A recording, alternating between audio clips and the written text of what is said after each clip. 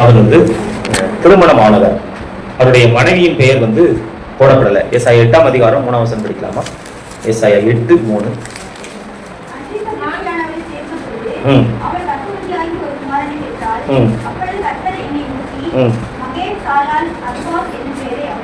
Okay, இங்க பாருங்க, ஏசாயாவினுடைய மனைவியும் தீர்க்கதரிசி தான் போட்டது. ஏசாயா ஒரு தீர்க்கதரிசி, ஏசாயாவினுடைய மனைவி யாரு? ஒரு தீர்க்கதரிசி. அந்த அம்மா சொன்ன தீர்க்க தரிசனங்கள்லாம் ரெக்கார்ட் பண்ணப்படல. ஆனா ஒரு நல்ல ப்ராஃபட்டிக் ஃபேமிலிஸ். ஏசாயா ஃபேமிலியானது ப்ராஃபட்டிக் ஃபேமிலி. 2 ஆண் பிள்ளைகளை கொடுத்திருக்கிறார். என்ன போட்டிருக்கு? மகேர் ஷலால் அஸ்பாஸ். மகேர் ஷலால் அஸ்பாஸ்ன்னு சொல்லி ஒரு பையனும், இன்னொரு பையன் பேரு சேயார் யாசுப் அப்படிங்கிற ஒரு பையன். 2 ஆண் பிள்ளைகளை ஆண்டவர் அவர்களுக்கு கொடுத்திருக்கிறார். ஏசாயா வந்து நீண்ட காலம் வாழ்ந்த ஒரு தீர்க்கதரிசி அப்படின்னு சொல்றாங்க. நீண்ட காலம் வாழ்ந்த தீர்க்கதரிசி. 1ஆம் அதிகாரம் 1ஆம் வசனத்துல படிக்கிறோம். இவர் யாருடைய காலத்துல எல்லாம் தீர்க்கதரிசி?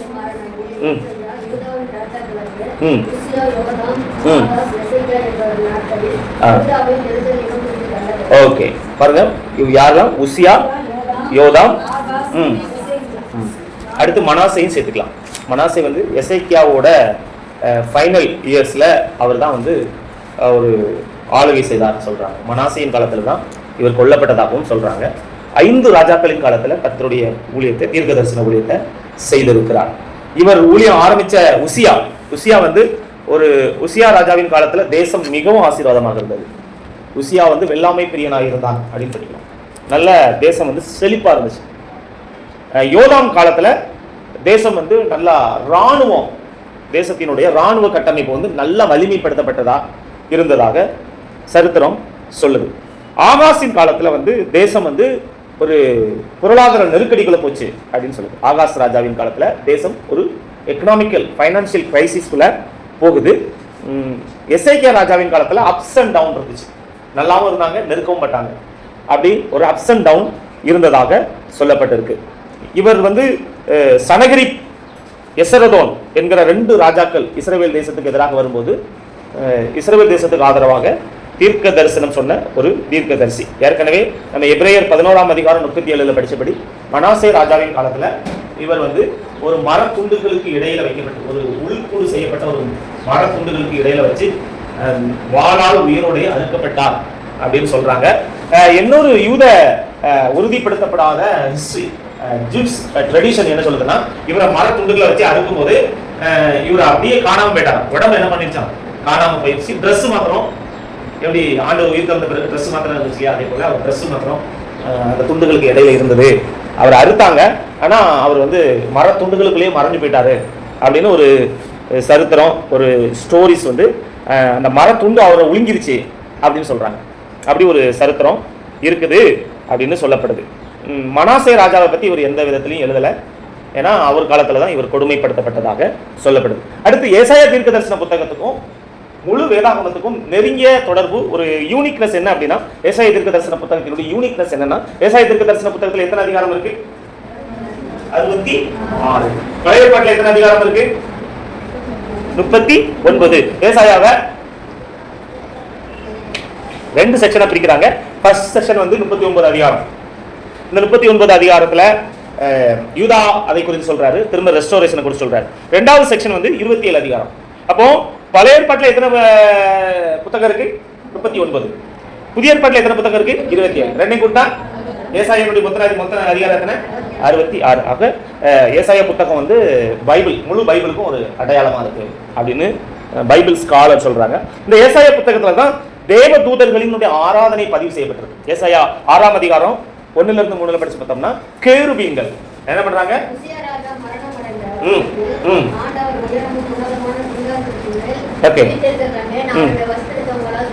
அடுத்து கேருபீன்களும் சேராபீன்களும் அவரை வந்து ஓயாம சேனைகளின் கர்த்தர் என்ன செய்றாங்க? பரிசுத்தர் பரிசுத்தர்.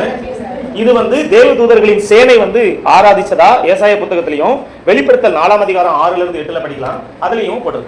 சரியா, நேரம் கருதி நம்ம அதெல்லாம் வாசிக்கல. அடுத்து ஏசாயா சொல்ற மிக முக்கியமான தீர்க்க தரிசனம் என்னன்னா, இந்த பூமி வந்து மாறி புதிய வானம் புதிய பூமி ஆண்டவர் படைப்பார் அப்படிங்கிறத ஏசாயா வந்து தீர்க்க தரிசனமா சொல்லியிருக்கிறார்.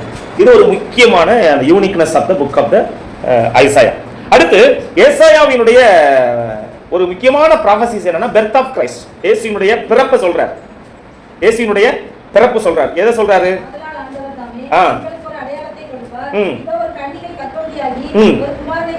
பாருங்க, அதான் ஓகே, போதும். ஏசாயா 9ஆம் அதிகாரம், அதுல ஆண்டவருடைய வெர்ஜின் பர்த் ஆஃப் கிரைஸ்ட், அவருடைய கன்னி பிறப்பை குறித்து சொல்றாரு. அடுத்து ஏசாயாவினுடைய புத்தகத்துல தான் முதலா யாரை குறித்து சொல்லப்பட்டிருக்கு? லூசிபரை குறித்து சொல்லப்பட்டிருக்கு. ஏசாயா 14ஆம் அதிகாரம் 12ல இருந்து 15 பத்தி பாத்தீங்கன்னா, ஓகே, அது படிக்காம நீங்க உங்களுக்கு எக்ஸ்பிளைன் பண்ணிக்கிறேன். எப்படின்னா லூசிபர், சாத்தான் எப்படி உருவான? சாத்தான்ங்கிறது முதல்ல கிடையாது. சாத்தான ஆண்டவர் படைக்கல. ஆண்டவர் வந்து ஏதேன் தோட்டத்துல அக்னிமயமான கற்களின் நடுவே காப்பாற்றுவதற்காக அபிஷேகம் பண்ணப்பட்ட கேருப் தான். யார்? கேருப்னா ஒரு ஏஞ்சல்ஸ் நேம். அவர் தான் யாருன்னா லூசிபர். அவர் வந்து அவருடைய வேலையை ஆண்டவர் ஆராதிக்கிறார். ஆனா அவர் வந்து ஆண்டவர் பிரதம கலகம் பண்ணதுனால ஆண்டவர் அவரை டீப்ரமோட் பண்றாரு. அவன் சாத்தான மாறுறான், ஆண்டவருக்கு எதிராக மாறி கலகம் பண்றதா மாறுறான். அப்போ ஏசாயா புத்தகம் தான் எதை குறித்து சொல்லப்பட்டிருக்கு? லூசிபரினுடைய தோற்றத்தை குறித்தும் வீழ்ச்சியை குறித்தும் ஏசாயா அவன் எப்படி சாத்தானா மாறினான் அப்படிங்கறதை குறித்தும் சொல்லப்படுது. அடுத்து ஏசாயா புத்தகம் தான் யாரை குறித்து? தேவ தூதர்களை குறித்து சொல்லுது. தேவதூதர்களினுடைய ஊழியத்தை குறித்து சொல்லுது. தேவதூதர்கள் எப்படி வந்து விசுவாசிகளுக்கு உதவியாக இருக்க முடியும், அவர்கள் பணிபுரிய ஆவிகளாக இருக்காங்க அப்படின்னு முடியும்.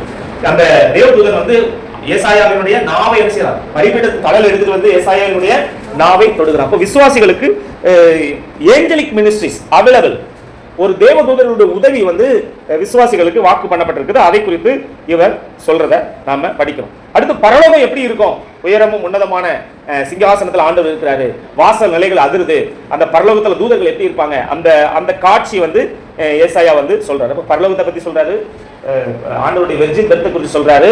அடுத்து லூசிபருடைய வீழ்ச்சியை குறித்து சொல்றாரு. அடுத்து எதை குறித்து சொல்றாருன்னா திருத்துவத்தை குறித்து சொல்றார். ஏசாயாவுல ஆண்டவருடைய திருத்துவத்தை குறித்து சொல்லப்பட்டிருக்கிறது. அடுத்து இதுல முக்கியமான ஒரு ப்ராஃபஸி என்ன அப்படின்னா, ஏசாயா 44ஆம் அதிகாரம் 45ஆம் அதிகாரம் 1ஆம் வசனத்துல கோரேஸ் அப்படிங்கிற ஒரு ராஜாவை குறித்து சொல்றார். Very beautiful prophecy.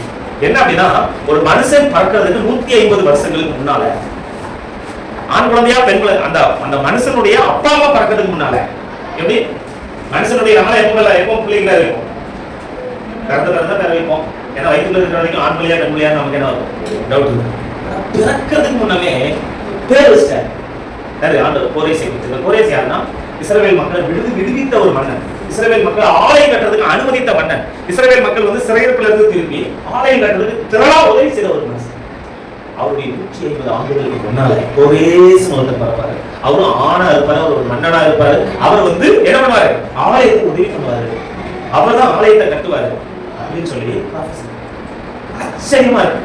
அப்படின்னா இது என்ன சொல்றாங்க? பிறப்பு முன்னே நம்முடைய பெயரை அறிந்த ஆண்டவர். பைபிள் கொடுங்க, எலும்புகளும் உருவேற்படுவதற்கு முன்னே கருவை அவருடைய கண்கள், நம்முடைய கருவை அவருடைய கண்கள் கண்டது. நம்முடைய எலும்பெல்லாம் அவர் எண்ணி வச்சிருக்கிறார்.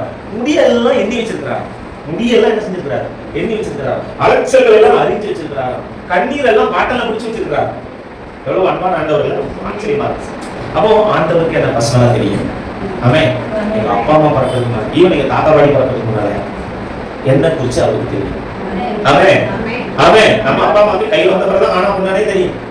ஆனா அவருக்கு முன்னமே தெரியும். பிறருக்கு முன்னமே. அதாவது இந்த ப்ராஃபஸிலாம் நீங்க கூகுள்ல போய் கோரேஸ் சைரஸ் அப்படின்னு நீங்க சர்ச் பண்ணி பாருங்க. கோரேஸ் ஒருத்தர் இருந்தாரா? King of Persia. அவர் யாரு?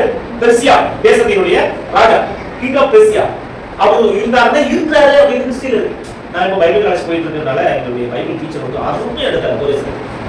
அவர் அந்த கோரேஸினுடைய முக்கியத்துவம், அதை குறிச்சு அவர் செஞ்ச உதவி, அவருடைய பங்களிப்பை குறிச்சு ரொம்ப அழகா எடுத்தார். ரொம்ப ஆச்சரியமா இருந்துச்சு. அப்ப பாருங்க, இயேசு பறக்கிறதுக்கு முன்னாலே இயேசுவோட இமானுவேல் கன்னிகை, அது கன்னி பறவை குறித்து பேசுறாரு. அது உண்மை. கோரேஸை குறித்து சொல்லப்பட்டது உண்மை. அப்ப கன்னி பறவை குறித்து சொல்ற பால்மானத்தை குறித்து பேசுறாரு. நம்முடைய அக்கிரமங்கள் எல்லாம் அவர் மேல இட பண்ணாரு. அவரை நம்ம வந்து அவர் தேவனால் கண்டிக்கப்பட்டு பாதிக்கப்பட்டவர்னு எண்ணோம். அவர் வந்து அவருடைய முகம் வந்து அவருடைய அழகெல்லாம் போயிடுச்சு. அவர் அந்த கேட்டா விருப்பத்துக்கு ரூபம் அவருக்கு இல்லாத இருந்தது. பாருங்க, இதெல்லாம் ரெக்கார்ட் பண்ணியிருக்காரு. அதனால இயேசுவினுடைய பிறப்பு நிறைவேறியது உண்மையானால், இயேசுவினுடைய பாடு மரணம் நிறைவேறியது உண்மையானால், கோரேசினுடைய பிறப்பும் அவருடைய வளர்ப்பும் அவருடைய ராஜாங்கம் அதை குறித்து எழுதப்பட்ட தீர்க்கதரிசனம் நிறைவேறியது உண்மையாய் இருக்கிறதுனால புதிய வானம் புதிய பூமி தோன்ற போகிறது உண்மை. அவன் அக்யூரேட் ப்ராஃபஸி வந்து சொன்ன ஒரு முக்கியமான ஒரு தீர்க்கதரிசியாக இவர் இருக்கிறார்.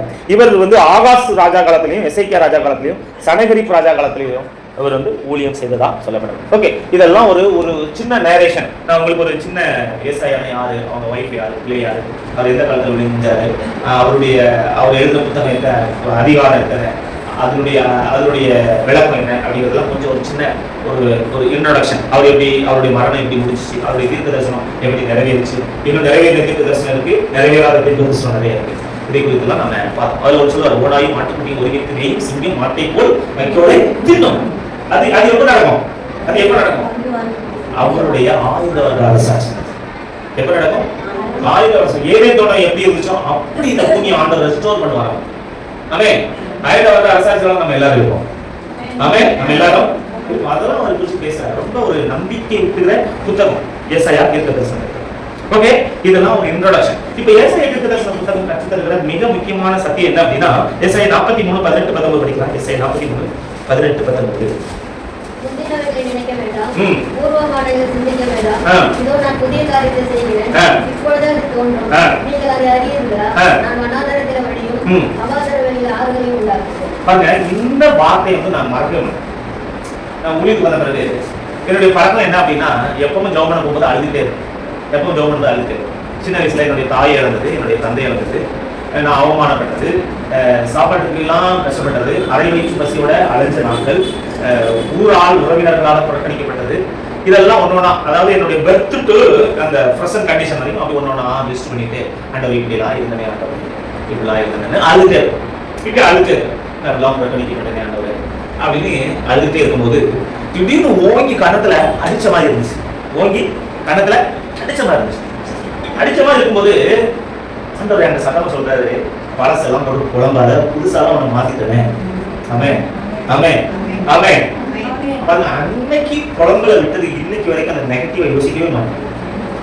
ஆமே, புதிய காரியத்தை செய்வேன். Forget the past. முந்தினவைகளை நினைக்க வேண்டாம், பூர்வமானவைகளை. அப்போ ஆண்டவர் என்ன சொல்லி கொடுத்தாருன்னா, இனி ஊழியத்துக்கு அழைக்கும் போதே கைவிடப்பட்டு மனநொந்தவளான ஸ்திரியை போலவும் இந்த ஏசாயா தீர்க்கதரிசன புத்தகத்துல தான் நான் ஊழியத்துக்கு வந்தேன். எப்படின்னா, ஆனா ஊழியத்துக்கு நான் FMBB-ல ஃப்ரெண்ட்ஸ் மிஷன் பிரேயர் பேட்ல நான் ஊழியத்துக்கு இருக்கும்போது அங்கே சின்ன கல்வி வேலை. அப்போ அங்க இருக்கிற லீடர்ஸ் வந்து என்ன சொல்றாங்க, 17 வயசு +2 முடிச்ச டைம் நான் கிளர்க்கா வேலை பார்த்தா அதெல்லாம் விட்டுட்டு நான் வந்துடுறேன். அப்போ என்ன பண்ணாங்கன்னா, நீ ஊழியத்துக்கு தான் வேண்டாம், உங்க ஊர்ல போய் நீ செய்ய வேண்டிய ஊழியத்தை செஞ்சுக்க அப்படின்னு சொல்லி என்னை ரிஜெக்ட் பண்ணாங்க. அப்போ எனக்கு ஒரு டவுட், இவங்க என்னை ஊழியத்துக்கு வேணான்றாங்க, ஆண்டவர் என்னை ஊழியத்துக்கு அழைச்சது உண்மையா இல்லையா அப்படின்ட்டு அந்த திருநெல்வேலியில் முருகன் ஒரு ஏரியா இருக்கு. அந்த ஏரியாவில் FMBB நண்பர் சொல்லிட்டு அலுவலகம் இருக்கிற மேல ஒரு கெஸ்ட் ரூம் இருக்கு. அந்த கெஸ்ட் ரூம்ல என்னுடைய பைபிள் எடுத்துட்டு நேரம் முழங்கால் போது அப்படியே அழுத, நீங்க என்ன அழைச்சது உண்மையா இல்லையா? இவங்க என்ன ஊழியத்துக்கு வேணாம்னு சொல்றாங்க, நீங்க என்னை அழைச்சிங்க. என்னுடைய பழைய பைபிள இருக்கும் பறந்து பார்த்தா அந்த பகுதிக்குள்ள நனைஞ்சிடும். அழுத தாரதாரையா கண்ணீர். பைபிளை திறக்கிறேன், அந்த வசனம் கைவிடப்பட்டு மனநொந்தவளான ஸ்திரீ போலவும் இளம் பிராயத்தில், அந்த 55-54 இளம் பிராயத்தில் விவாகம் செய்து தள்ளப்பட்ட மனைவி போலும் இருக்கிற உன்னை கர்த்தர் அழைத்தார். அல்ல உன் சிருஷ்டிகரை, உன் நியாயக, உன் வாசல்களை பலிக்கும், உன் மதில்களை எல்லாம் மன்னிக்க கருத்துமாக்குவேன் அப்படின்னா ப்ராமிஸ் ஆகும். இன்னைக்கு நான் ஊழியத்துல இருக்கிறதுக்கு காரணம் ஏசாயாவும் ஒரு காரணம். அது வந்து அப்படி ரொம்ப லிட்டரலா இருந்துச்சு. அப்புறம் இவங்க ரிஜெக்ட் பண்ணாங்க, கர்த்தர் அழைச்சார் அப்படிங்கிற ஒரு கன்ஃபர்மேஷன். அவங்க என்ன சேர்த்துக்கிட்டாங்க, திரும்ப அதெல்லாம் சூழலாம் மாறிச்சு, திரும்ப நம்ம பைபிள் படிச்சுலாம் போக முடிச்சு. ஓகே, விவசாயம் ரொம்ப முக்கியமான ஒரு காரியம். இந்த முந்தினவைகளை நினைக்க வேண்டாம், பூர்வமானவைகளை சிந்திக்க வேண்டாம் வசனமும், இந்த கைவிடப்பட்டு மனநொந்தவளான ஸ்திரீ போலவும் இளம் பிராயத்தில் விவாகம் செய்து இது ரெண்டும் என்னுடைய லைஃப்ல மறக்கவே முடியும். ஒரு remarkable prophecy, remarkable Bible verse, அதை நம்ம சொல்ல முடியும். இதுல ஏசாயா 43:18-19 படிச்சோம். ஆண்டவர் என்ன சொல்றாருன்னா, முந்தினவைகளை நினைக்க வேண்டாம். முதல் பாடம் ஏசாயா சொல்ற முதல் பாடம் என்ன அப்படின்னா, உங்க வாழ்க்கையில இருக்கிற இப்போது இருக்கிற மனாந்தரம் எப்போதும் இருப்பதில்லை. ஆமே, இப்போ மனாந்தரமா இருக்கலாம், ஆனா அதுவே முடிவு இல்லை. வழி இல்லாத இடத்துல ஆண்டவர் வழி போட்டு கொடுத்தார். அதுல போட்டு வனாந்தரத்தில் வழியும் அவாந்தர வெளியிலே. வனாந்தரம்ங்கிறது எப்படி? வனாந்தரம்னா என்னது? வனாந்தரம்னா டெசர்ட். டெசர்ட் பாலைவனம் என்னன்னா மணல் மட்டும்தான் இருக்கும். கண்டுகட்ட தூரம் வரைக்கும் மணல் தான். அங்க வந்து இந்த காம்பஸ் இல்லாம நீங்க திசையே கண்டுபிடிக்க முடியாது. எது கிழக்கு இது மேற்கு என்ன தெரியாது. ஏன்னா எல்லா பக்கமே ஒரே மாதிரி இருக்கும், மணல் மேடா இருக்கும். இப்ப நீங்க ஒரு இடத்த நீங்க பாயிண்ட் பண்ணி காலையில வச்சு போயிட்டு சாயந்தரம் பாத்தீங்கன்னா மணல் மேடு இங்க இருக்கிற மணல் மேடு அங்க இருக்கும். ஏன்னா காற்று அடிச்சு அது என்ன செய்யும், மணல் மேட ஒவ்வொரு இடத்துல புதுசு புதுசா என்ன செஞ்சுட்டு இருக்கோம், உருவாக்கிட்டு இருக்கும். அப்போ பாலைவனத்துல ரோடு போடுறதே கஷ்டம். பாலைவனத்துல ரோடு போடுறது வனாந்தரத்தில் வழியும் அவாந்தர வழியிலே ஆறுகளையும் உண்டாக்குறேன். அப்போ நம்முடைய ஆண்டவர் எப்படிப்பட்ட ஆண்டவர், ஒண்ணும் இல்லாம இருந்து எல்லாவற்றையும் உருவாக்குகிறார். அதான் நியூ திங்ஸ் ஆண்டவர் செய்யறார். ஃப்ரெஷ்ஷா ஒரு சாட்சி சொல்றேன். என்ன சாட்சி அப்படின்னா, இந்த மாசம் ஆலயத்துக்கு வாடகை கொடுக்கறதுக்கு ட்ரை எங்கள்கிட்ட காசு இல்லை. ஆலயத்துக்கு வந்த சபையில வந்த வருமானம் பத்தல. ஏன்னா எங்களுக்கு நிறைய தேவைகள் இருக்கு, வருமானம் இல்லை. அப்போ நான் ஆண்டோட கேட்கிறேன், கவலை இல்லாம இருக்கு, கவலை இல்லை என்ன சொல்லி என்னுடைய தேவையை நீங்க சந்திக்கணும் அப்படின்னு சொல்லி நான் கேட்கிறேன். அப்ப என்ன நடக்குதுன்னா, ஒரு போன் கால் வந்துச்சு, புதுசா ஒரு போன் கால் வந்துச்சு. ஒரு பாஸ் எனக்கு கூப்பிட்டாரு, பாஸ் நீங்க பெங்களூர் வரைக்கும் வர முடியும் அப்படின்னு. எதுக்கு அப்படின்னா, அவர் சொல்றாரு, எங்க பையன் ஒரு லேண்ட் வாங்க, அந்த லேண்ட் வரைக்கும் எவ்வளவு தெரியுமா, நீங்க எல்லாம் பயந்து 3 சென்ட் தான், 1,12,00,000. 1,12,00,000 அந்த லேண்ட்ல வந்து நீங்க ஜோன் பண்ணிட்டு அந்த வாட்டர் பாயிண்ட் பார்த்து நீங்க எனக்கு தரணும் அப்படின்னு. அப்போ எனக்கு தெரிஞ்சிச்சு, சரி ஆண்டவர் வந்து வாடகை சந்திச்சார் அப்படின்னு. சரி பாஸ், நான் வரேன், வாட்டர் பாயிண்ட் தான் பார்க்கணும் நான் வரேன் அப்படின்ட்டு கிளம்பியாச்சு. காலையில் ட்ரெயின் போயிட்டோம், அங்கே சாப்பிடலாம் ஏற்பாடு பண்ணியிருந்தாங்க, இடத்துக்கு போனோம். பாயிண்ட்ஸ் 3 பாயிண்ட் பார்த்துட்டு ரிட்டர்ன் வரும்போது அவங்க எனக்கு கொடுத்த ஆஃபரிங் வந்து 2,500 ரூபாய். 2,500 ரூபாய் என் கையில் வந்து 500 ரூபாய் இருந்துச்சு. சரி, அப்போ 3,000 ஆச்சு, 2,000 ரூபாய்க்கு வேலை என்ன 2,300 ரூபாய் அப்படின்ட்டு இருக்கும்போது திடீர்னு ரூபன் பிரதர் கால் பண்ணி ஒய்ஃப்ட வந்து போர்வெல் பாயிண்ட் பார்க்கறதுக்கு பாஸ்ட் வர சொல்லுங்க அப்படின்னு சொல்லி இந்த இடம்னா குடிக்குமா பக்கத்தில் ஏதோ ஒரு இடம். அப்போ ஒய்ஃப் வந்து எனக்கு வாய்ஸ் மெயில் போட்டாங்க, இப்படி வந்து ரூபன் பிரதர் கூப்பிட்டாங்க, நீங்கள் பாயிண்ட் பார்க்க வரணுமா, நான் வந்து பாஸ்ட் நாளைக்கு காலையில் வருவாங்க, நீங்கள் பார்த்து சொல்லி தந்துடுவேன்னு சொல்லுவேன். அப்போ வந்த உடனே காலையில் ஃபோன் பண்ணேன். அப்போ நான் அவர்கிட்ட ரூபன் பிரதருக்கு நான் ஒரே ஒரு டிமாண்ட் தான் வச்சு, நான் வருவேன், ஆனால் 2,000 ரூபா நீங்கள் அவர்கிட்ட எனக்கு வாங்கி தரணும். நான் பாயிண்ட் பார்த்து கொடுக்கல, 2,000 ரூபா வாங்கி தரேன். வழக்கமாக 1,500 ரூபாய்க்கு வாங்கி கொடுக்கணும், இல்லை ஆலயத்துக்கு வாடகை கொடுக்கணும், 2,000 ரூபாய் தரணும். சரிங்க, அந்த வீட்டுக்கு போய் நான் 3 இடத்துல வாடகை பார்த்து கொடுத்து நான் வந்தேன். அவரு கேட்ட உடனே அந்த 2,000 ரூபாய் தந்துட்டேன். அதுக்கு பிறகு தான் நாங்கள் வெள்ளிக்கிழமை ஃபாஸ்டிங் இந்த சர்ச்சுடைய வாடகையை நான் கொடுத்தோம். நான் என்ன சொல்ல வரேன், இது வந்து ஒரு ஆச்சரியமான ஒரு காரியத்தை ஆண்டவர் நம்முடைய டே டு டே லைஃப்ல ஆண்டவர் செய்ய வல்லவராக இருக்காரு அப்படின்னு சொல்றேன். வனாந்தரத்தில் வழியும் அவாந்தர வெளியில வாங்க, அவரு ஒரு இந்து மனுஷன்.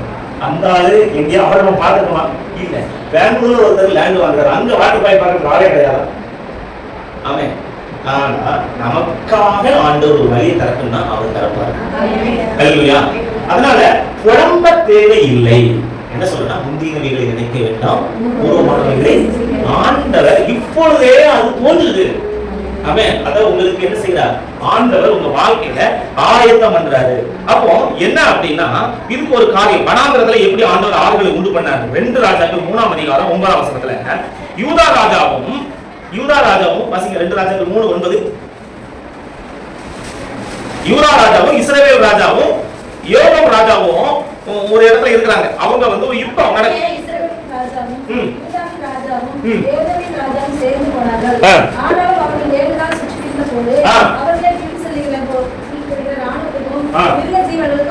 பாருங்க, இவங்க ஒரு யுத்தத்துக்கு போறாங்க. மிலிட்டரியும் யாருக்கும் ஆடு மாடுகளுக்கு என்ன இல்ல, வாட்டர் இல்ல. அப்ப ப்ராஃபெட்ட போறாங்க. அந்த ப்ராஃபெட் யார், எலிசாவா எலியாவா? முன்னால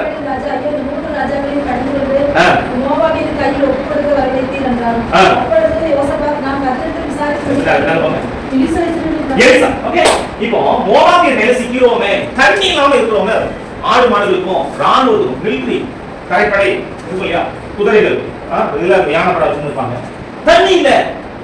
இப்போ யுத்தம் பண்ணாமலே செத்து போயிடுற மாதிரியான ஒரு கண்டிஷன். ஆனா என்ன ப்ராஃபஸி வருதுன்னா, காற்றையும் பண்ண மாட்டீர்கள், மழையும் பார்க்க மாட்டீர்கள். எப்படி தண்ணி வரும்? காற்று இல்லாம மழை இல்லாம எப்படி தண்ணி வரும்? காற்று அடிச்சாதான் அந்த காற்று வந்து மேகத்தின் மேல மோதி மேகம் குளிர்ந்து மேகம் என்ன செய்யணும், தண்ணி கொடுக்கணும், மழை வரணும். ஆனா இங்க என்ன ப்ராஃபஸி வருது, காற்றையும் காண மாட்டீர்கள். ஆனா பெரிய பள்ளத்தாக்கு, அது ஃபுல்லா வாட்டரால நிரம்பும் அப்படின்னு சொல்லுவாங்க. இது எப்படி நடக்குன்னா, ஏதோ தேசத்துல தண்ணி, எங்கேயோ போய் தண்ணி பெய்யுது, எங்கேயோ மழை பெய்யுது, தண்ணீர் பயன்படுது. தண்ணீர் ஏதோ தேசத்தின் வழியா வந்து என்ன பண்ணுது, இந்த ஊர்ல மழை பெய்யல, அவங்க இந்த இடத்துல மழை பெய்யல, எங்க மழை பெய்யுது, இன்னொரு தேசத்துல மழை பெய்யுது, அங்க அடிச்சுட்டு வர்ற வெள்ளம் இவங்க இருக்கிற இடத்துல எல்லாம் பள்ளத்தையும் நிரப்பிடுச்சு. அவன் எடப்பாடி காலத்துல செஞ்ச ஒரு நல்ல திட்டம், அவிநாசி எங்கேயோ மழை பெய்யுது இல்லையா, எங்கேயோ மழை பெய்யுது. இந்த அவிநாசி சரி தொடர்பூர் குளம் நிறைஞ்சு 35-40 வருஷம் ஆச்சுங்க. மழை பெஞ்சு குளம் நிறைஞ்சு எத்தனை வருஷம்? 40 வருஷம். ஆனா அந்த எடப்பாடி ஐயா காலத்துல பைப் லைன் போட்டு எங்க வந்து தண்ணி விட்டாரு. தொடர்பூர்ல மழை பெய்யாதா கூட இப்போ தண்ணி கிடக்கு.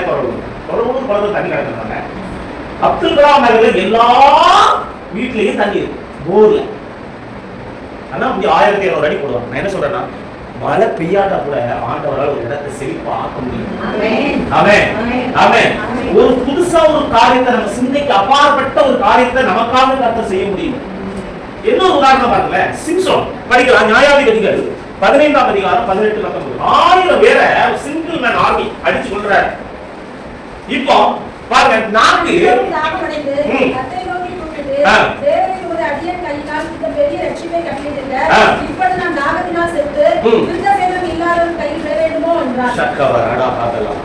ஒரே ஒரு பெயர் தான் பண்றாங்க.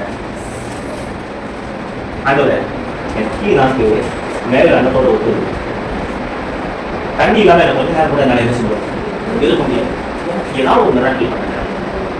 எங்க ஒரு துணி போடுறது எவ்வளவு நேரம் ஆகும்? போர்வெல் போடுறது, பூமியில ஓட்டப்படுறது எவ்வளவு நேரம்? ஒரு நாள் ஆகணும். அது தண்ணி இருந்தாலும் முடியும், எவ்வளவுதான்.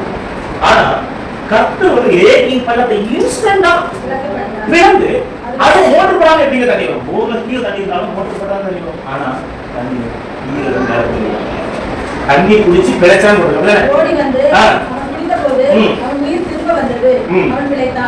செத்துட்டான். ஆனா தண்ணியே கர்த்தர் கொடுத்தார். அவன் அதான் சொல்றேன், வனாந்தரத்தின் வழி ஆகாருக்கு அவன் புருஷன் கொடுத்தது பாட்டில் தண்ணி. ஆகாருக்கு ஒரு துருத்தியில என்னது, உங்க புருஷனா இருக்கட்டும், உங்க கம்பெனி மேனேஜரா இருக்கட்டும், உங்களுடைய கவர்மெண்டா இருக்கட்டும், அது கொடுக்கறது எல்லாமே பாட்டில் தண்ணி தான்.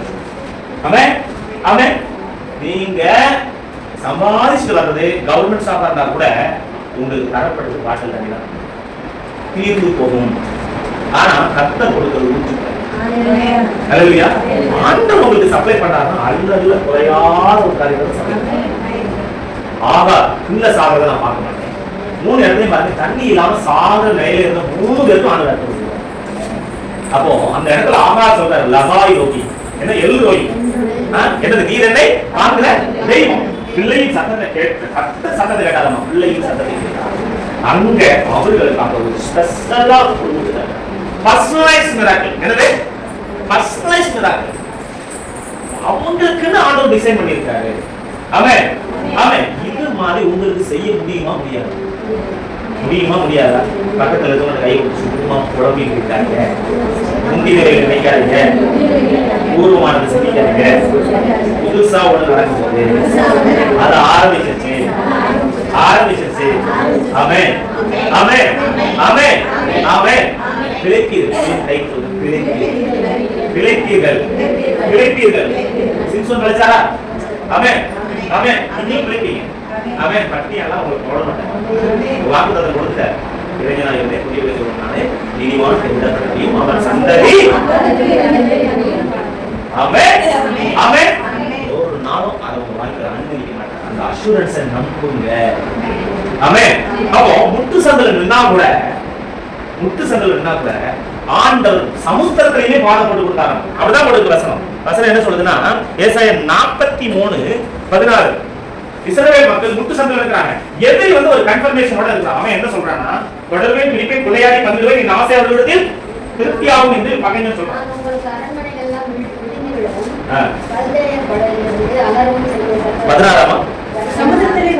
சமுத்திரத்தின் வழியையும் பாறை சமுத்திரத்துக்கு பாலம் கட்ட முடியும். அவன் ராமர் இங்க என்ன பாலம், ராமேஸ்வரத்து ஒரு பாலம் இருக்கு. எவ்வளவு காலம் ராமன் பாலம் எவ்வளவு நாளா இருக்கும்? அவ்வளவு பெரிய பாலம் போட்டுருக்கு. ஆனா இன்ஸ்டன்டா அந்த பாலம் போட்டு கொடுத்தாரு. எப்படி? கீழ்காற்றை வரவழைத்தார். ராமனும் கீழ்காற்று வந்து என்னது, சமுத்திரத்தின் மேல போய் விளந்து கொடுத்து ஜலத்தை எல்லாம் ஐசாக்கிட்டாரு. அவருடைய நாசியின் சுவாசத்தினால என்ன வந்துச்சான்? ஜலம் கல்லூரம் வந்துச்சாமா. இவர்கள் சமுத்திரத்தின் நடுவுலதான் போறாங்க, கால் நனையாம. இப்படி இது முன்னாடி நடந்ததே இல்லை. உடன்படிக்கை பெட்டியை சுமக்கிற ஆசாரியர்கள் கால வச்ச மாதத்துல இவர்தான் பிரவாகிக்கு ஓடுவதெல்லாம் தேவன் உங்களுக்கு சொல்றாரு, புதுசா ஏதோ ஒண்ணு செய்யக்கூடாது. அது உங்களுக்கே தெரியாது. ஆனா சொல்றாரு ஏதோ உனக்கு புதுசா செய்யறாரு. நம்புறீங்களா? சொல்றாரு வனாந்திரத்தில் வழியும் இதோ முந்தின வழியில் நினைக்க வேண்டாம், பூர்வவானங்களை சிந்திக்க வேண்டாம், புதிய காரியத்தை செய்கிறேன். அது இப்பவே ஆரம்பிச்சு ஸ்டார்ட் ஆயிடுது. இப்ப கருவா இருக்குது. அது உருவ பார்க்கறது கொஞ்ச நாள் ஆகும், இப்பவே ஸ்டார்ட் ஆயிடுச்சுன்னு ஆண்டவர் சொல்றாரு. அவன் அதனால நம்புங்க சொல்லுங்க, பக்கத்துல நம்புங்க, உங்களுக்கு வரும் நம்புங்க. அவன் அப்போ ஆண்டவர் என்ன நமக்கு சொல்றாருன்னா, வனாந்தரம் வந்து உங்க முடிவு கிடையாது. அவன் அது ஒரு முத்து சந்தா இருந்தாலும் அங்க கூட ஒரு பாதை உண்டு பண்ணலாம். உங்களுக்கு தரப்பாரு, அங்க எதிரியை நடத்துவார். அப்படிதானே? குடித்துக் கொள்ளதற்காய் வளைந்து கொண்டாரு. அப்படிதான் பண்றது பைபிள்ல. சேலா அம்மாரி போல் என்ன பண்றான்? சவுல் பின்னிட்டு போறான். அப்படிதான் பண்றது. சிம்சன் என்ன சொல்றான்? கூப்பிட்ட போது ஊற்று திறந்துச்சான். அல்லேலூயா. உங்க வார்த்தை வந்து விசுவாசமா நீங்க பேசுறீங்கன்னா பூமியை கூட ஓட்டப்படும். ஆமென்.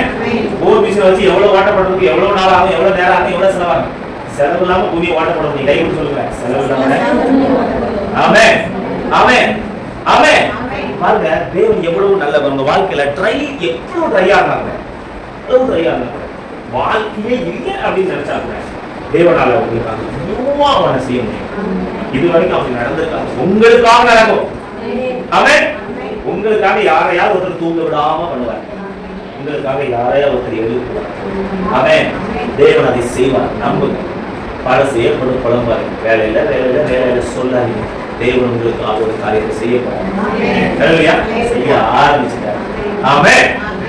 தேவன் அதை செய்வார். அப்போ நம்முடைய ஆண்டவர் எப்படிப்பட்ட ஆண்டவர்னா, நீங்க வனாந்தரத்துல இருக்கும்போது ஆண்டவரை பார்த்து குழப்பாதீங்க. ஆண்டவர் ஏதோ புதுசா செய்வீங்க. என்ன கேட்கறீங்க? எங்களை சாகுபடியா இங்கே கொண்டு வந்தீர், எங்களுக்கு எகிப்திலே பிரேரப்பு இல்லை என்றா இங்கே கொண்டு வந்தீர், ஏன் எங்களை கொண்டு வந்தீர் அப்படி சொல்லாம ஏதோ ஒண்ணு செய்ய போறீங்க. அதனாலதான் புது சந்தை இருக்கீங்க. நான் நம்புறேன், நல்லதாதான் செய்வீங்க. என்ன சொல்லுங்க? நல்லதாதான் செய்வீங்க. புது சந்தை கொண்டு போறாங்கன்னா ஏதோ ஒரு காரியம் நடக்குது. புதிய காரியம் பழசெல்லாம் முறுமுறுக்கு தான் ஆண்டவர் பிடிக்காது. எதுக்காக ஆண்டவர் இஸ்ரேல் மக்கள் அற்புதம் பண்ணி முறுமுறுக்கு என்ன செய்யல விடல அப்படின்னு ஆண்டவர் கோபப்பட்டார். அதனால முறுமுறுக்காம ஆண்டவர் செய்ய புதிய காரியத்தை செய்ய நீங்க எதிர்பார்க்க. அடுத்து ஏசாயா 48:10. ஏசாயா 48:10.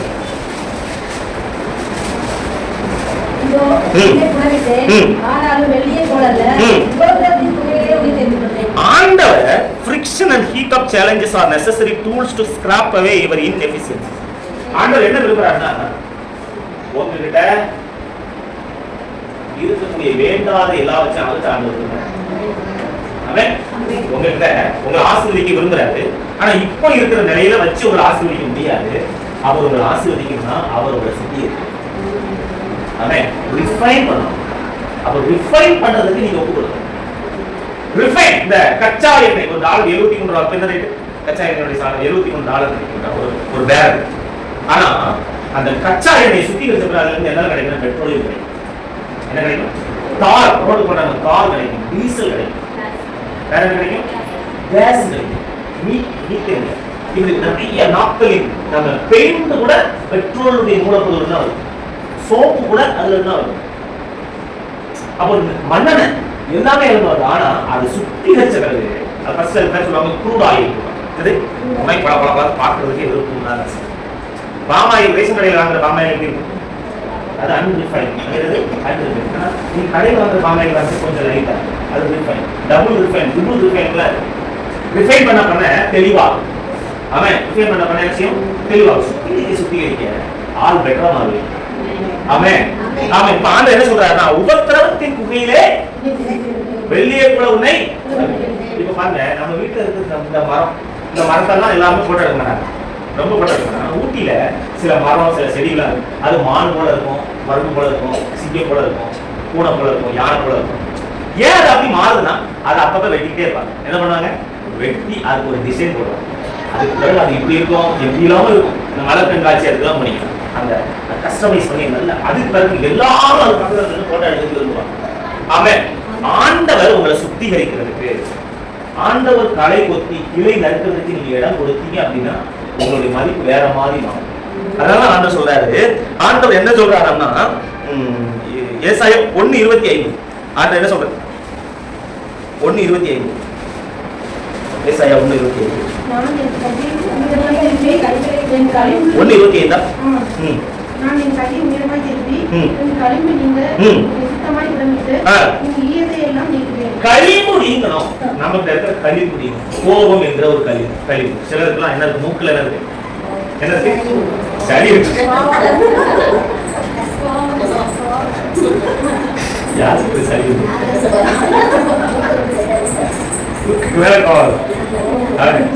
கோபக்காரர் தான் கத்த பயன்படுத்த முடியாது.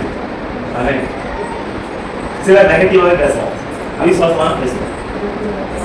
எது இருந்தாலும் நடக்க வாய்ப்பே இல்லை. அப்படியே தான் ஆண்டு ஆசிரியர். அப்ப ஆண்டு என்ன பண்ணுவாங்க? நம்மள களிம்பு நீங்க என்ன செய்யணும்? சுத்திகரிக்கணும். அப்ப அவர் நம்மளை எப்படி சுத்திகரிப்பார் நினைக்கிறீங்க? உங்களை எப்படி சுத்திகரிப்பார்? உங்களை சில வாதைக்குள்ளே அனுமதிப்பார். இதை நிறுத்தணும், கதை இருக்கணும். அப்படின்னா சில நெருக்கடியான அப்படி அனுமதிச்சாலும் அது நன்மைக்கே தான். அதனுடைய முடிவு நன்மைக்கே தான் இருக்கும். ஆதியாகமத்திலோ சங்கீதம் 105:19 ஜோசப் வாஸ் ரிஃபைன்ட். யாக்கோபு புடமிடப்பட்டார். அவர் சுத்திகரிக்கப்பட்டார். அவர் சுத்திகரிக்கப்பட்டதனால, அவர் புடமிடப்பட்டதனால அவருடைய கேரக்டரே மாறிச்சு. அண்ணன்மார பழி வாங்குறதுக்கு அத்தனை வாய்ப்புகள் இருந்தாலும் அவர்களை மன்னித்தார். அவர்கள் என்ன செஞ்சாரு? அண்ணன்காரன் சொல்றான், என்ன பழி வாங்கிறாரப்பா, நீங்க எனக்கு தீமை செய்ய என்ன செய்ய, எனக்கு நன்மை செய்ய.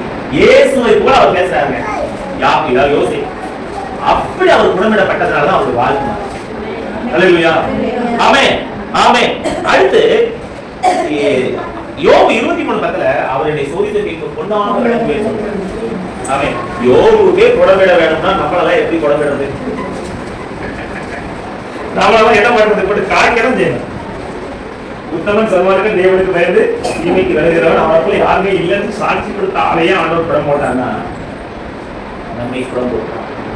அதுக்கு ஆண்டவனை தண்டிக்கும் போது, ஆண்டவனை தண்டிக்கும் போது சில நெருக்கடியான மாறிகள், சில நேரங்களில் சொல்லி கேட்காம போவோம், சில நேரத்தில் நம்ம மனம்போடு போவோம். அப்போ சில உபத்திரவுக்குள்ள அந்த அனுமதிப்பாங்க, சில பாடுகளுக்கு அனுமதிப்பாங்க. ஆனாலும் அது நமக்கு நன்மைக்கு ஏற்பாக மாறும்.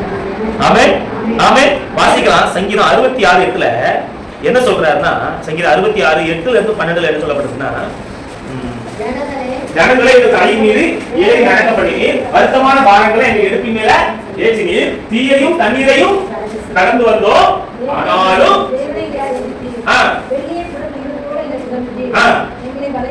அகப்படுத்தி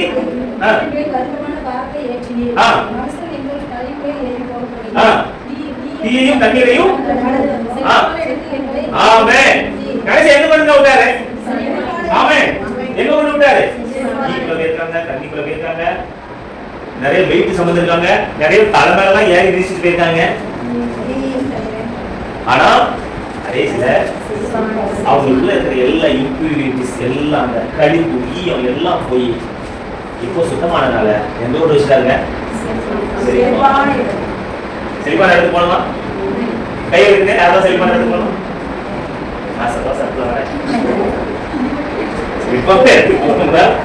இப்படியும் போனோம்.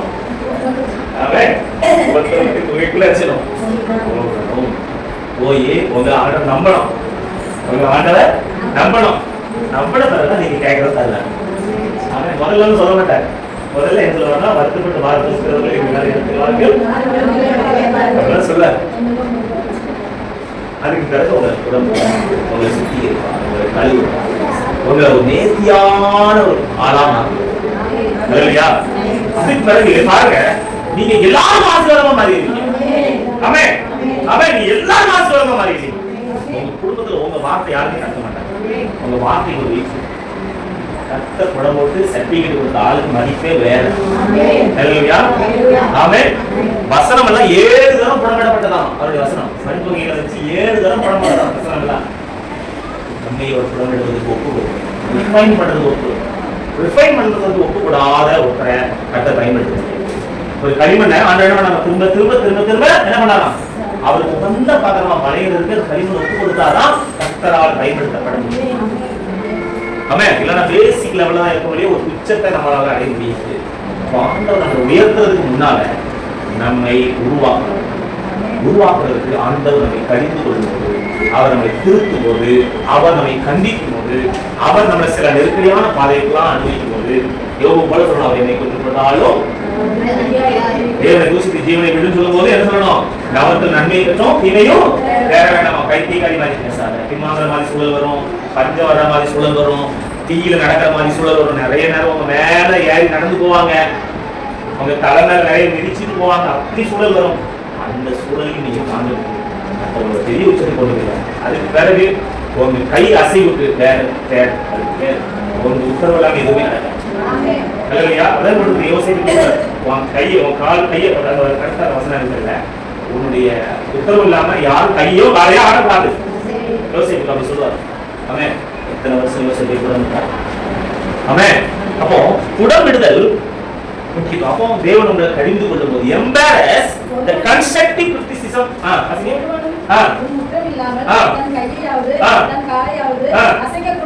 அவன் என்னங்க எப்படிங்க அவை அவனின்றி அருவம் அசைக்கும். எப்படி அவனின்றி அந்த மாதிரி ஸ்டேஜ் ஆண்டு கொண்டு எல்லாரும் யோசிப்போம். சிங்காசனம் அதெல்லாம் பாடுறோம் பேசணும். அந்த பாதைக்கு போறதுக்கு அவர் எவ்வளவு விலைகளை செலுத்தினார் அப்படிங்கிற மறந்துடும். சரியா தேவன் அந்த எல்லைக்கு கொண்டு போவது.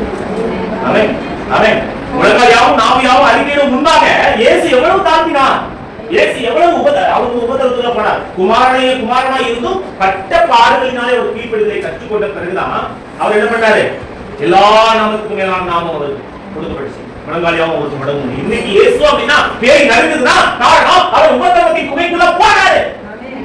அவன் இயேசு அப்படின்னா அந்த பேய் விலகி போறதுக்கு காரணமே அந்த பேய்க்கு தெரியும் இவர் என்னென்ன ப்ராசஸ் எல்லாம் போனாரு, என்னென்ன டெஸ்ட் எல்லாம் போனாரு, எத்தனை இடத்துல அவர் ஜெயம் பெற்றா. அதெல்லாம் வெளிப்படுத்தல் கொடுக்கும். ஜெயம் கொள்கிறவர்கள் பாக்கியவான்கள், ஜெயம் கொள்கிறவர்கள் வெளிப்படுத்தல் 2, 3, 4 அதிகாரம் இருக்கும். ஜெயம் கொள்கிறவர்கள் பாக்கியவான்கள், ஜெயம் கொள்கிறவர்கள். அப்போ உங்களுக்கு வர டெஸ்ட்ல எல்லாம் நீங்க ஜெயம் பெற பெற பெற பெற பெற பெற கிரேட் கூடும், கிரேட் கூட கூட கிரேஸ் கூடும். ஹalleluya ஆமென். நெக்ஸ்ட் லெவலுக்கு போறதுக்கு யாருக்கு ஆசை? சார் வேணாமா? ராணிக்கு மிஞ்சி ஆடுறது தெரியாது. ஹalleluya உங்க கெப்பாசிட்டி என்ன அவருக்கு தெரியும். சோதனையோடு கூட தாங்கிக் கொள்வதற்காக ஓகே உண்டு பண்ணுவா. ஹalleluya டெஸ்டட் ஓகே அப்படிங்க மேல கை போட மாட்டார். ஓகே டெஸ்டட் ஓகே கேரள கை டெஸ்டட் ஓகேவா, டெஸ்டட் ஓகேவா. எல்லா ப்ராடக்ட்களையும் டெஸ்டட் ஓகே போடுங்க. அதுக்கப்புறம் வாங்குறீங்க. ஃப்ரிட்ஜ் வாங்கினா டெஸ்டட் ஓகே, ஏசி வாங்கினா டெஸ்டட் ஓகே, டிவி வாங்கினா எல்லா ப்ராடக்ட் வந்து டெஸ்டட் ஓகே போடுங்க. உங்க மேலே டெஸ்டட் ஓகே போட்டாதான் உங்களுக்கு பிளஸிங். அவன் கர்த்தர் உங்களை ஆசீர்வதிப்பாராக. அப்போ growth வேணும் அப்படின்னா டிஸ்கம்ஃபர்ட் நமக்கு அவசியம். ஆண்டவர்ல நம்மளை என்ன செய்வார்? கொண்டு போவார். அதனால எந்த வகையான நெருக்கடியான நிலைகளுக்குள்ள கர்த்தரை அனுமதிச்சாலும் ஆண்டவருக்கு எல்லாம் முழுவதுக்காக அந்த பாதையில எல்லாம் கடந்து வர்றதுக்கு கர்த்தரை விளக்க.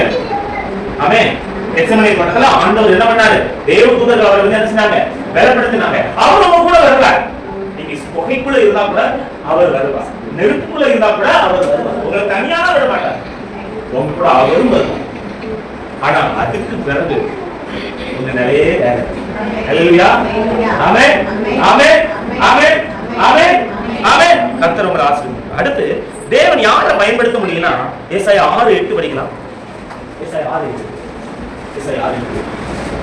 இன்னும் யாரினால் அனுப்புவேன், யார் தமது காரியமாய் போவான் என்று உரைக்கிற ஆண்டவருடைய சத்தத்தை. என்ன சத்தம்? என்ன சத்தங்க? என்ன சத்தம்?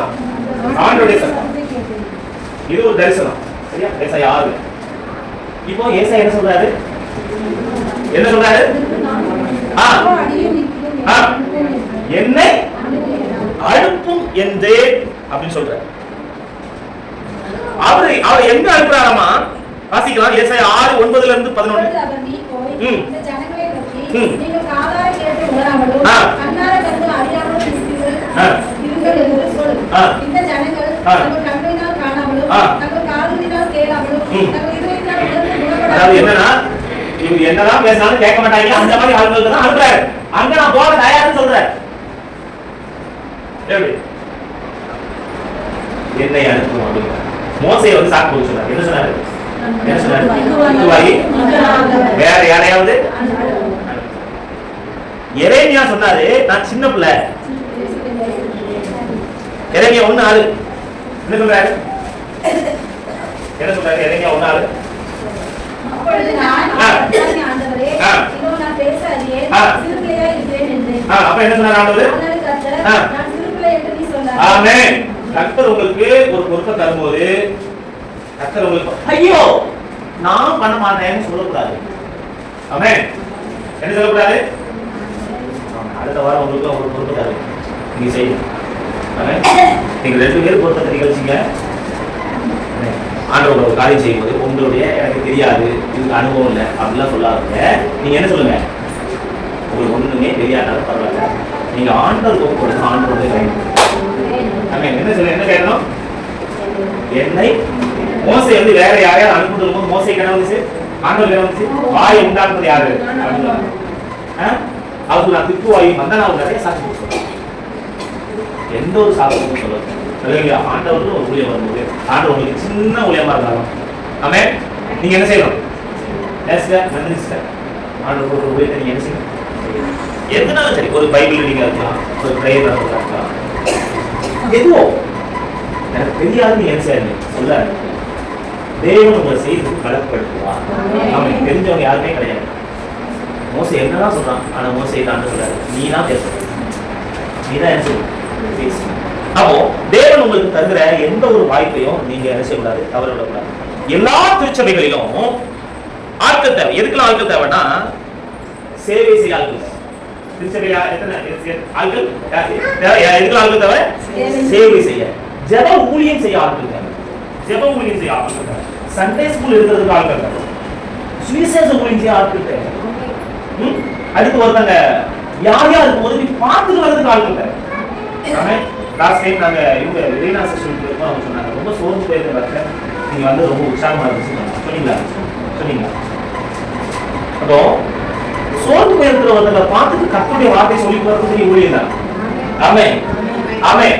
அப்போ இந்த லோன் நான் சொன்னேன், என்ன விசாரிக்க யாருமே இல்லை, என்ன விசாரிக்க வந்தீங்கன்னு சொல்லி அவங்க சொல்றேன். நான் பசியா இருந்தேன், பேசுறதுக்காக ஜெபிக்க ஆட்கள், சமைக்காக ஜெபிக்க ஆட்கள், ஊழியத்துக்காக ஜெபிக்க ஆட்கள். எதுக்கு ஜெபிக்க வைக்கிறவங்களெல்லாம் கைகூடி எதுக்கு ஜெபிக்க வைக்கிறோம்? ஜெபிக்கும் போது சம்திங் நடக்கும். ஆமென். சம்திங் பொருளாதாரம் ஆகலாம், பொருளாதாரம் ஆகலாம், அதை ஆண்டு எப்படினாலும் செய்வோம். ஆமென். ரொம்ப முக்கியம். ஆமென். ஆலயத்துல உங்களுக்கு ஒரு பொறுப்பு, என்ன ஒரு பொறுப்பு கொடுத்தாலும் அதை நான் செய்யறேன் அப்படின்னு நீங்க வாங்க, முன்னால வாங்க, கர்த்தர் உங்களை கைது. ஆமென். நான் உங்களுக்கு பயம் இருக்காது, உங்களுக்கு அது எக்ஸ்பீரியன்ஸ் இருக்குது அப்படின்லாம் சொல்லலாம். உங்களுக்கு எல்லா பயமும் இருக்கும், எல்லா காரியமும். ஆனா நீங்க ஏசாயா என்ன சொல்றாரு? என்னை அனுப்பும், என்னை அனுப்பும். மோசே சாக்கு சொன்னாரு. கிதியோன் என்ன சொல்றாரு? நிறைய டெஸ்ட் வைக்கிறார் கிதியோன் ஆண்டவர். ஆனா உங்களுக்கு கோபம் மூடாது இருப்பதாக கேட்க, அப்ப ஆண்டவருடைய கரிசனை உணர்ந்து ஆண்டவருக்காக நாம செய்யணும். இல்லையா? ஆமென், ஆமென். அதனால சபையில ஜெபம் நடக்கும்போது நீங்களும் வாங்க. ஆமென். ஜெபிக்க ஆளுங்க தேவை. அதிகாலை ஜெபத்துல நீங்க வாங்க. ஆமென். ஆலயத்துல அதிகாலை ஜெபத்துல நினைச்சீங்க. நான் உங்களுடைய பர்சனல் பிரேயர் எல்லாம் கொடுத்துருக்கேன். ஜெபிக்கிற ஒரு 2 வருஷமா நான் ஜெபிச்சுட்டு இருக்கோம். ஏன்னா நம்ம சபையில ஆட்கள் ரொம்ப குறைவு ஜெபிக்க, தேசத்துக்காக ஜெபிக்கிறோம். அதுல நம்ம ஜெபிச்சா உங்க எல்லாரும் நாங்க ஜெபிக்கிறோம். ஆமென். இந்த லோட நீங்களும் கொஞ்சம் தூக்குங்க. ஆமென், ஆமென். நீங்களும் கொஞ்சம் தூக்குங்க. உங்களுக்கு வந்து சாட்சி இருக்கும் இல்லைன்னா சொல்ல, எல்லா டிஃபிகல்டிஸ் இருக்கும். ஆனா அந்த அதிகாலை ஜெபத்துல நீங்க வாங்க, ஒத்துழைங்க. தேசத்துக்காக மிஷனரிஸ் எவ்வளவு பாட்டு, நீங்க தனியா கவர்மெண்ட்லாம் சொல்லல, ஆனா கூட்டு ஜெபத்துக்கு ஒரு வல்லமை இருக்கு. இல்லையா? கூட்டு ஜெபத்துக்கு ஒரு வல்லமை இருக்கு. ஒருவருக்காக ஒருவர் ஜெபிச்சு ஒருவர் பார்க்க ஒருவர் சுமக்கணும். என்னோட ஒவ்வொரு நாளையும் அவங்க எல்லாரையும் ஆண்டோட ஒப்பு கொடுக்கணும். ஞாயிற்றுக்கிழமை தவிர எல்லாரும் தான் ஜெபிக்கிறோம். நீங்க எல்லாரும் சேர்ந்து தூக்குனா என்ன அர்த்தம்? பெரிதாகி. அதனால அந்த மாதிரி ஊழியத்துல வாங்க. உங்களுக்கு ஆலயத்துல கொடுக்கக்கூடிய என்ன ஒரு சின்ன பொருட்களாலும் உண்மையா செய்யுங்க. இல்லையா? அவங்க ஏதாச்சும் அவங்களுக்குலாம் எக்ஸ்பீரியன்ஸ் இருக்கு, எனக்குலாம் ஒன்றும் தெரியாதுன்னு சொல்லாதீங்க. பைபிள் சொல்லுது, நீ உன்னை சிறுபிள்ளை எதுவும் சொல்லுவாங்க, பேச தெரியாதுன்னு சொல்லுவாங்க. நான் உங்களுக்கு இல்லையா? அப்போ ஆண்டவர் உங்களுக்கு என்ன செய்வார்? பேலட் தருவார். எதையுமே போஸ்ட்போன் பண்ணாதீங்க. எதையுமே ஆண்டவர் உங்களுக்கு செய்ய சொன்ன காரியத்தை எதையுமே தள்ளி கூடாது, உடனடியாக நிறைவேற்றுவார். ஏசாயா பாருங்க, உடனே என்னை அனுப்புனாரு. அதனாலதான் அவர் சொன்ன தீர்க்க தரிசனம்னா அவ்வளவு அக்யூரசியா இருக்குங்க. ஆமென். இவ்வளவு ப்ராஃபெட்டிக்கலா தெளிவா நீண்ட காலம் அவர் தீர்க்க சொல்லியிருக்காரு. உண்மையான ஊழியம் ஏசாயா சொல்லி. இன்னைக்கு வாக்குத்தத்த கூட்டம் வந்தாலே ஏசாயா புத்தகத்துல இல்லாம ஒண்ணுமே கிடையாது. வாக்குத்தத்தம்னா எதை புத்தகம் இருக்கு அதிகமா. தனக்கு காரணம் வந்து என்ன சொன்னாரு? என்னைய இந்த சபையுடைய தரிசனத்துல நீங்க பங்கு கொள்ளுங்க. இந்த பட்டணத்தை வந்து ஒரு ஆளால நின்று இந்த பட்டணத்தை அசைக்க முடியாது. ஆமென். எல்லாரும் சேர்ந்து ஆளுக்கு ஒரு கையை ஆண்டவருக்கு வைங்க. உங்க எல்லையில நீங்க கட்டத்துக்கு உங்களுக்கு செய்யுங்க. அப்போ ஆவேன் தேவனுடைய ராஜ்யத்தை கொண்டு வாங்க. நெகேமியா செஞ்சது நம்ம கூடி வாங்க கோடி கண்ணு. அல்லேலூயா. ஆமென். என்னை அனுப்பும் அப்படின்னு சொல்லிட்டு அப்படியே வந்துட்டாங்க ஊருக்குள்ள. ஆண்டவர் அவருக்கு கல்விமானி நாவை தந்தார். சமயத்துக்கு நல்ல வார்த்தைகளை சொல்லுபடியான நாவை தந்தார். அவருடைய உதடுகள்ல அவ்வளவு அக்யூரட்டான தெய்வதர்சன வார்த்தைகள் புரண்டு வந்துச்சு. இன்னைக்கு நம்ம பிளஸ் பண்ணதா இல்லையா? இன்னைக்கு பிளஸ் பண்ணதா இல்லையா? சரி, 4 காரியம் நான் பேசணும். நேரம் ஆயிடுச்சு. நம்ம முதல்ல பேசுறேன். அப்படியே முதல்ல நம்ம கூட சொல்லியிருக்கிற 3 காரியம். முதலாவது காரியம் என்னன்னா, உங்க வாழ்க்கையில் இருக்கிற வனாந்தரம் பார்த்தீங்களா, அது நிரந்தரம் கிடையாது. உங்க வாழ்க்கையில் இருக்கிற இப்போ இருக்கிற வனாந்தரம் அது நிரந்தரம் கிடையாது. God is going to do a new thing. தேவன் ஒரு புதுசா ஒண்ணு செய்யறாரு. அது இனி ஸ்டார்ட் பண்ண போறது இல்ல, இப்பவே ஸ்டார்ட் ஆயிடுச்சு. அதை நீங்க நம்பினீங்கன்னா, அது இப்ப கருவா இருக்குது. அது கருவா இருக்கு, உங்க கண்ணுக்கு கூட தெரியாம இருக்கலாம். ஆனா ஆண்டு ஸ்டார்ட் பண்ணிட்டாரு. அதை நீங்க நம்பி அதுல இப்போ எஸ் நான் ரிசீவ் பண்றேன்னு சொன்னீங்கன்னா, அது உங்க கையில் தவழுகிறத நீங்க பாப்பீங்க. உங்களுக்காக ஆண்டவர் புதிய காரியத்தை செய்வார். உங்களை ஒரு நாளும் கைவிட மாட்டார். துட்டு சந்தில நிக்கிற மாதிரி நினைக்கிறீங்களா? இல்லங்க இல்லங்க இல்லங்க. புதுசா ஒண்ணு செய்யறாரு. உங்க வாழ்க்கையில புதுசா ஒண்ணு செய்யறாரு. இந்த வனாந்தரம் தண்ணி தராமா மாறும். வனாந்தரம் தண்ணி தராமா மாறும். உங்க தேசம் வாழ்க்கைப்படும். உங்க தேசம் வாழ்க்கைப்படும். உங்க தேசம் வாழ்க்கைப்படும். உங்க தேசம் வாழ்க்கைப்படும். தேசம் வாழ்க்கைப்படும். உங்களுக்காக ஆழத்தின் உச்சங்கள் கர்த்தர் தரப்பார். உங்களுக்காக ஆழத்தின் உச்சங்கள் கர்த்தர் தரப்பார். உங்களுக்காக ஆழத்தின் உச்சங்கள் கர்த்தர் தரப்பார்.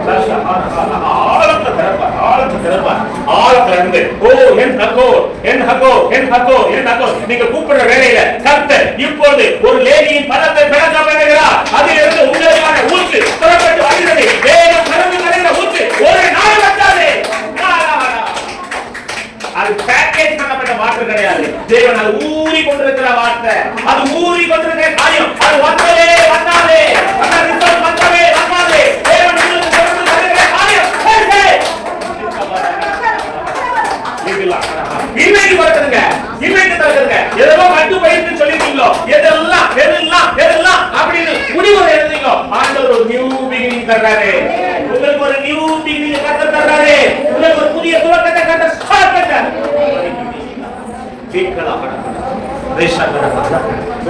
அப்படியே ஆண்டவருக்கு பிரைஸ் பண்ணுங்க. சொல்லுங்க.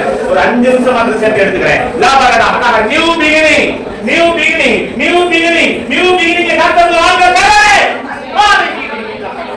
புதுசா ஒண்ணு செய்யறாரு தேவனுக்கு வாங்க.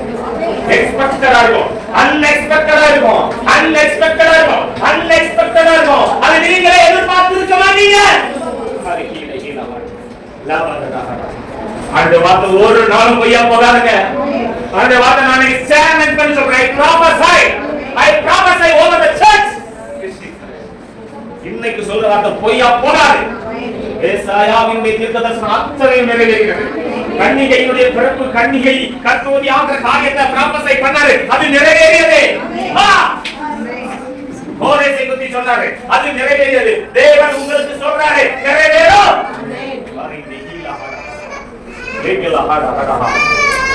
அது நிறைவேறும். அது நிறைவேறும். அது நிறைவேறும். நிறைவேறும். உங்க மனாந்தரம் மாறுதுங்க. உங்க மனாந்தரம் மாறுதே. உங்க மனாந்தரம் மாறுதே. உங்க மனாந்தரம் மாறுதே.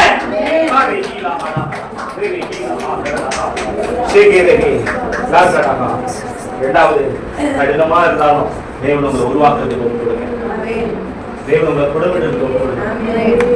அவர் உங்களை புடமிட்டு நீங்க பொண்ணாக உங்களுடைய வேலையே வேற, உங்களுடைய மதிப்பே வேற, மதிப்பே வேற.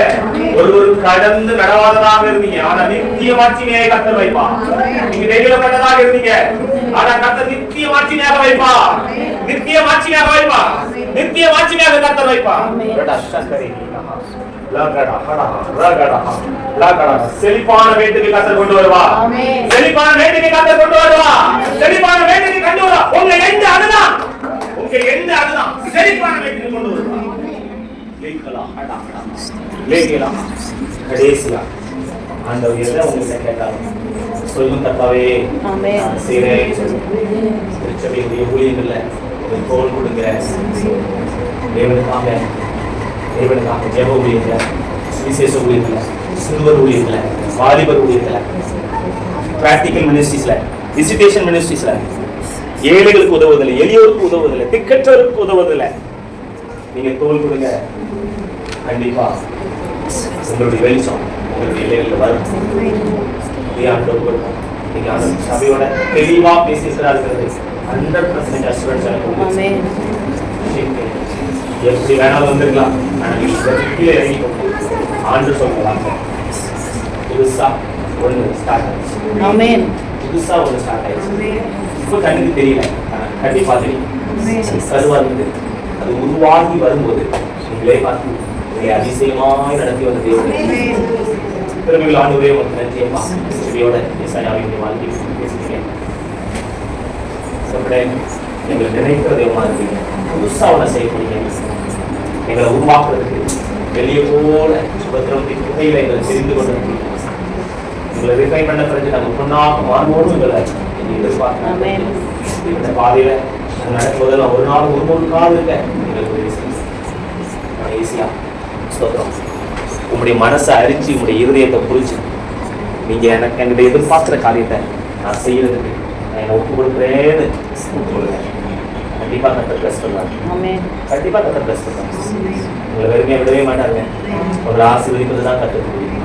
உங்களை ஆசீர்வதிக்க உங்க ஆசீர்வதிக்காம அவர் யார் ஆசீர்வதிக்க போறாங்க. ஆனா நீங்க உருவாக்கணும். திரும்பிகள் ஆண்டவரை உங்களுடைய சமூகத்தில் சபையோட பேசி தொடர்ந்து நடக்கும். இயேசுவின் மூலம் வேண்டிக் கொள்கிறோம்.